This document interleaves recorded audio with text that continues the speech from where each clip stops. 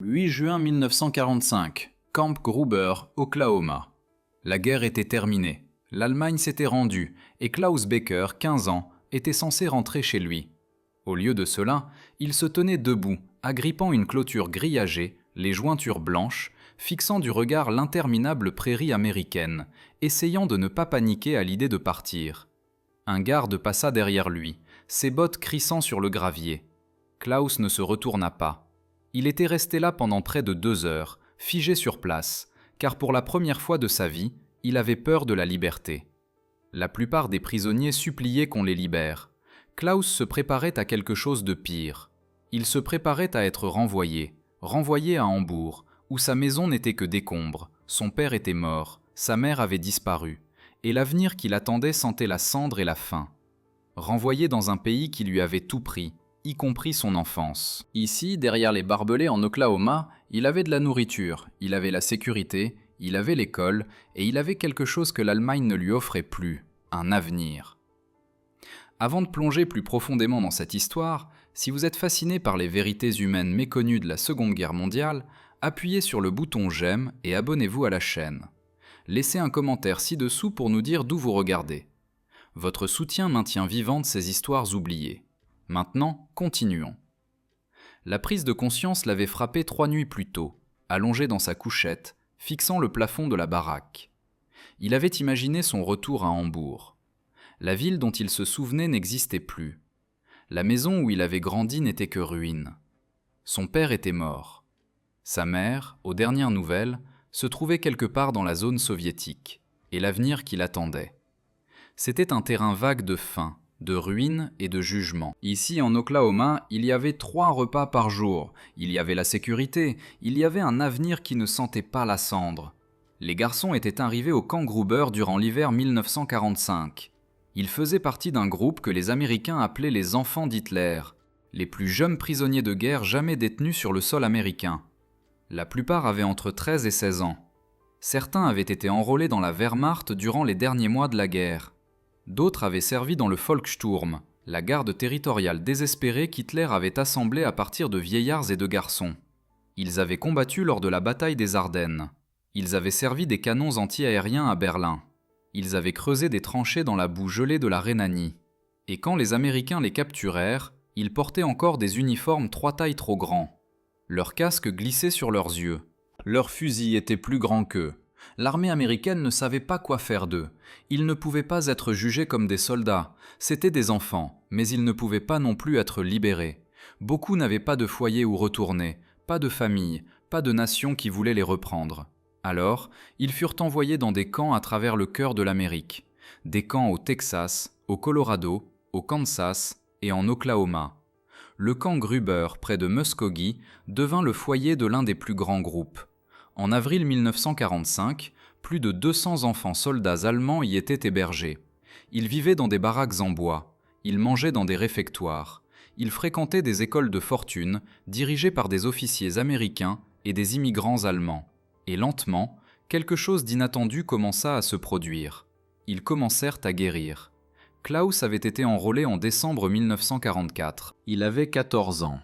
Son père, contremaître dans une usine à Hambourg, avait été tué lors d'un raid aérien l'année précédente. Son frère aîné était mort à Stalingrad. Quand le Volkssturm vint frapper à la porte, la mère de Klaus les avait suppliés de laisser son dernier fils tranquille. Ils le prirent quand même. Ils lui donnèrent un fusil et lui dirent de défendre la patrie. Il ne tira pas un seul coup de feu avec colère. Son unité se rendit aux Américains près d'Aix-la-Chapelle en février 1945. Les soldats américains qui les capturèrent semblaient plus confus que furieux. Un soldat, un gamin de l'Iowa à peine plus âgé que Klaus lui-même, lui avait offert une cigarette. Klaus ne fumait pas, mais il l'accepta quand même. C'était la première gentillesse qu'il avait reçue depuis des mois. Le voyage en train vers l'Amérique avait duré 3 semaines. Klaus et les autres garçons furent entassés dans la cale d'un Liberty Ship. L'Atlantique était gris et infini. Certains garçons eurent le mal de mer pendant tout le voyage. D'autres passèrent leur temps à jouer aux cartes ou à raconter des histoires. Un garçon, un jeune de 15 ans de Munich nommé Otto, jura qu'il s'échapperait dès qu'il débarquerait. Il volerait un bateau et naviguerait jusqu'en Allemagne. Il retrouverait sa famille, il reconstruirait. Mais quand ils arrivèrent au camp Gruber, quelque chose changea. La prairie s'étendait dans toutes les directions, vaste et silencieuse. Il n'y avait pas de bâtiments bombardés, pas de sirènes, pas de peur. Les gardes étaient fermes, mais pas cruels. La nourriture était simple, mais abondante, et pour la première fois depuis des années, les garçons furent autorisés à redevenir des garçons. Le commandant du camp, le colonel William Hastings, était un homme grand aux cheveux gris et au comportement calme. Il avait servi durant la Grande Guerre et avait vu assez de morts pour toute une vie. Quand le premier groupe de jeunes prisonniers arriva, il rassembla ses officiers et leur donna un seul ordre. Traitez-les comme des enfants, pas comme des ennemis. Ce n'était pas populaire. Certains gardes avaient perdu des frères en France ou dans le Pacifique. Ils ne voulaient pas faire preuve de pitié envers des garçons allemands qui avaient porté la croix gammée. Mais Hastings resta inflexible. Ces enfants n'ont pas commencé cette guerre, dit-il, et ils ne la termineront pas en pourrissant dans un camp. Enseignez-leur quelque chose, donnez-leur un avenir. Alors les Américains créèrent une école. Un immigrant allemand nommé Dr Friedrich Lang, un professeur qui avait fui Berlin en 1938, fut engagé pour la diriger. Il enseignait l'histoire, les mathématiques et l'anglais.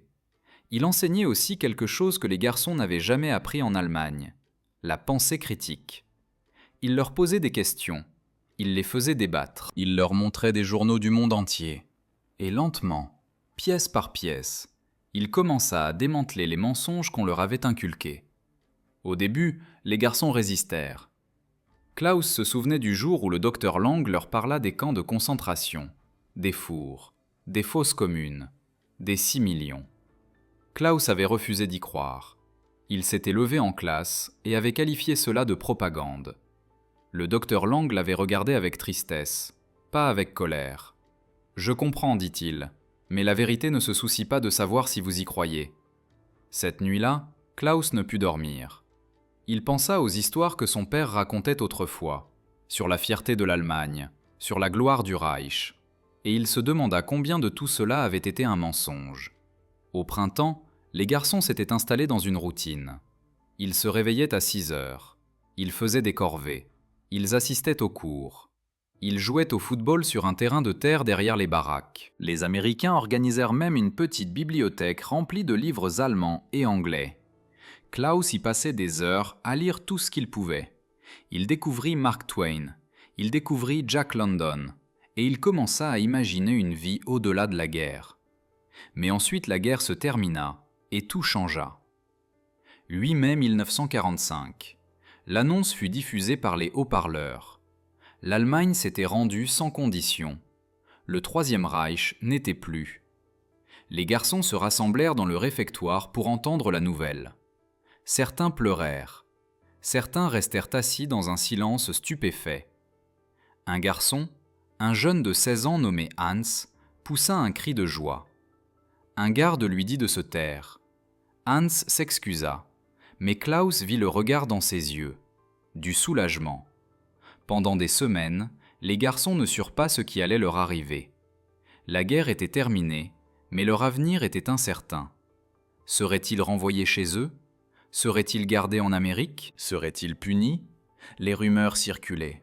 Certains garçons entendirent qu'ils seraient envoyés dans des camps de travail en France. D'autres entendirent qu'ils seraient adoptés par des familles américaines. Personne ne connaissait la vérité. Klaus commença à redouter le jour où il serait mis sur un bateau de retour vers l'Allemagne. Il essaya de se l'imaginer. Debout dans les ruines de Hambourg, cherchant sa mère, recommençant dans un pays qui avait tout perdu. Et plus il y pensait, moins il voulait partir. Un soir, il parla au docteur Lang. « Et si je ne veux pas partir ?» demanda-t-il. Le docteur Lang haussa un sourcil. « Que veux-tu dire ?»« Je veux dire, et si je veux rester ici en Amérique ?» Le docteur Lang soupira. Il s'assit et fit signe à Klaus de faire de même. « Klaus, je comprends. Crois-moi, je comprends. Mais tu es un prisonnier de guerre. Tu n'as pas le choix.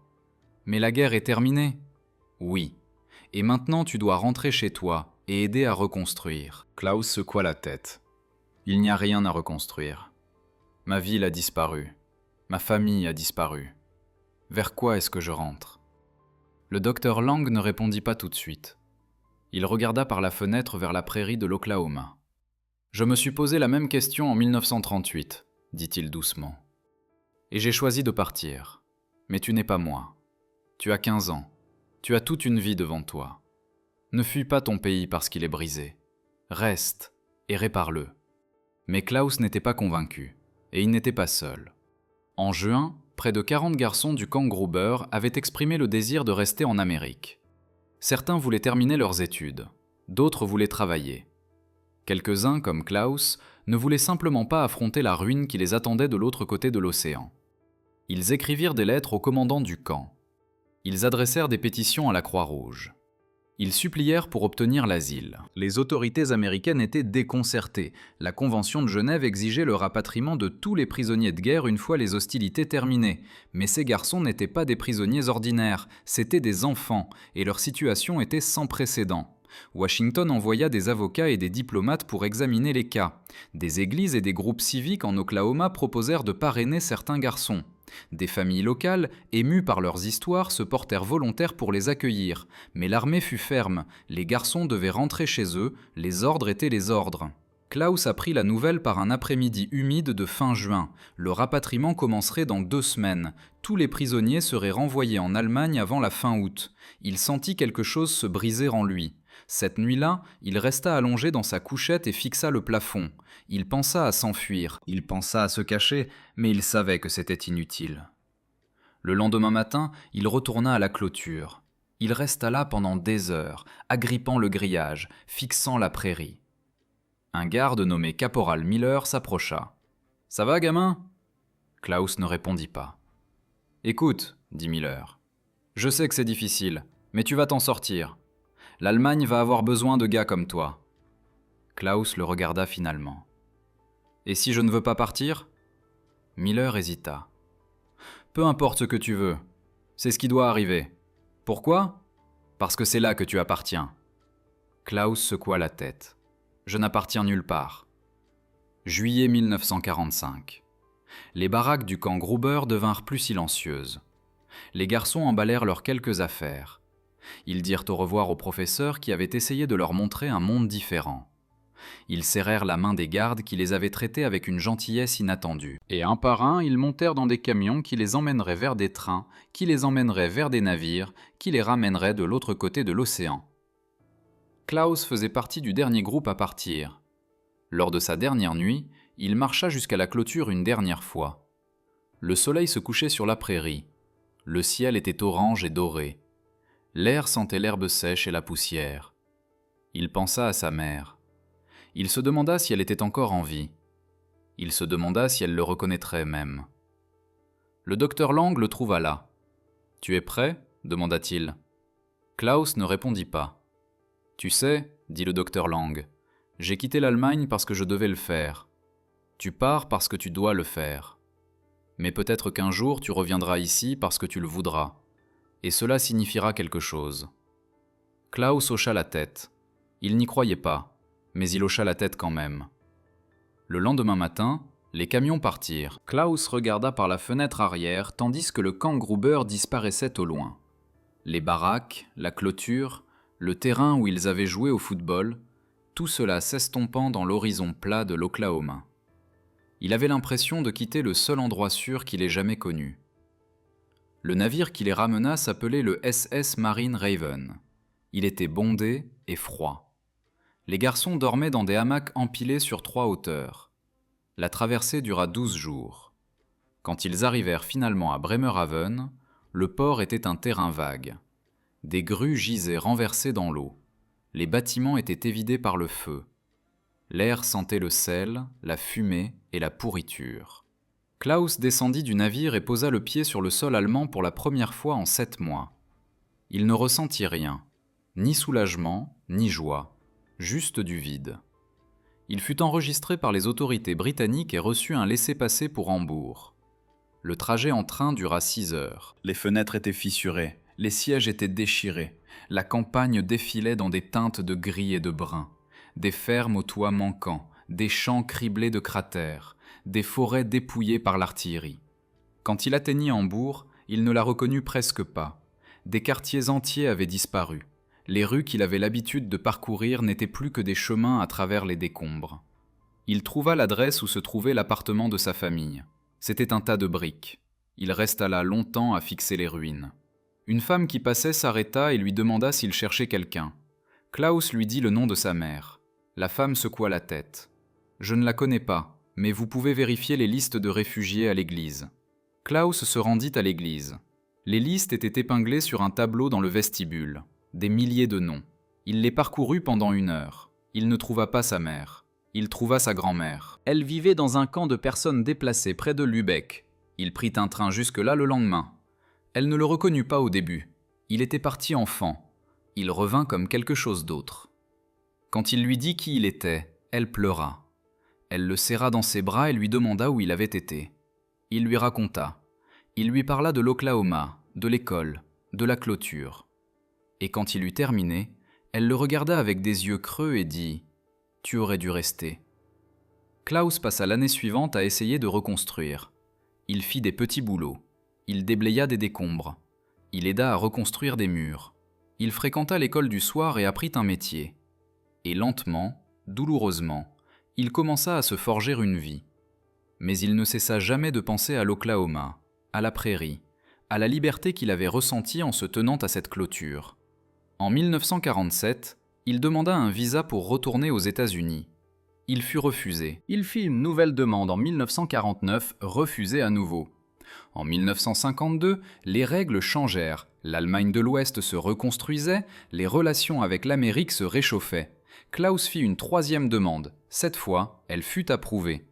Il navigua de retour vers l'Amérique au printemps 1953. Il avait 22 ans. Il s'installa à Tulsa, à moins de 80 km du camp Gruber.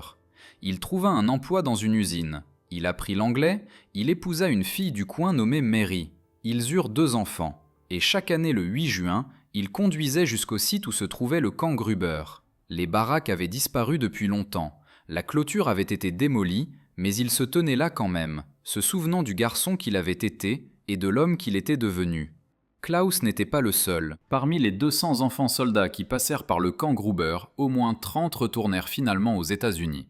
Certains vinrent comme immigrants, d'autres comme étudiants, quelques-uns vinrent comme touristes et ne repartirent jamais. Ils construisirent des vies ici tranquillement et délibérément. Ils trouvèrent du travail, apprirent la langue, se marièrent, élevèrent des familles.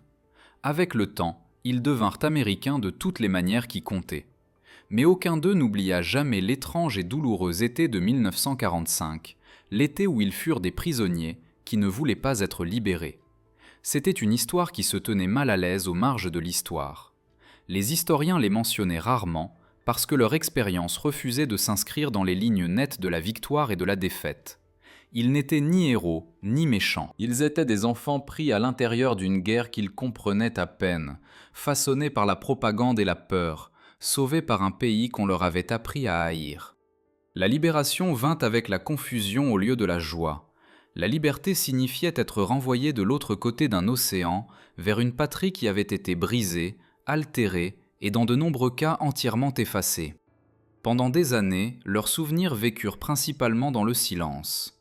Pourtant, quand on leur donna le choix plus tard dans la vie, quand les documents administratifs et la patience ouvrirent finalement une porte, beaucoup d'entre eux choisirent l'Amérique, non par politique ou idéologie, mais parce que c'était là que leur vie avait pris racine. C'était là qu'on leur avait permis de grandir en eux-mêmes, plutôt qu'en ce que l'histoire exigeait d'eux. Parce que parfois, le foyer n'est pas là où vous êtes né. Parfois, c'est là où vous êtes en sécurité. Parfois, c'est là où vous êtes vu. Parfois, c'est simplement là où on vous permet de devenir qui vous étiez destiné à être. Klaus Becker mourut à Tulsa en 1998 à l'âge de 67 ans. Le service fut petit et discret, auquel assistèrent la famille, quelques amis et des voisins qui le connaissaient comme un homme doux, avec un léger accent et une manière prudente de parler. Pour la plupart d'entre eux, Klaus était simplement un mari, un père, un collègue, quelqu'un qui avait vécu une vie américaine ordinaire. Seuls des fragments de ses premières années faisaient surface, généralement dans de brefs commentaires sur lesquels il ne s'attardait jamais. Après les funérailles, son fils s'assit seul et tria les affaires de son père. Il y avait des lettres, de vieux documents, un portefeuille usé dont le cuir s'était aminci avec l'âge. À l'intérieur, glissé derrière des cartes périmées et des billets pliés, il trouva une photographie que Klaus avait portée pendant des décennies. La photo était décolorée, ses coins arrondis et adoucis d'avoir été manipulés encore et encore, comme si elle avait été sortie souvent, puis soigneusement remise en place. L'image elle-même était simple. Une clôture grillagée s'étendait à travers une prairie vide, divisant le premier plan de l'horizon. Au-delà de la clôture, la terre s'étendait ouverte et ensoleillée, l'herbe se courbant sous un vaste ciel. Il n'y avait pas de gens, pas de bâtiments, pas de marqueur du temps, seulement l'espace, la lumière et le calme. Ce n'était pas un endroit que la plupart penseraient à se rappeler. Au dos de la photographie se trouvaient 3 mots écrits lentement et délibérément de la main ferme de Klaus. L'encre avait légèrement bavé avec l'âge, mais le sens était sans équivoque. Ces mots n'expliquaient pas sa vie directement, mais ils répondaient à une question que son fils n'avait jamais vraiment su comment poser. Là où j'appartenais.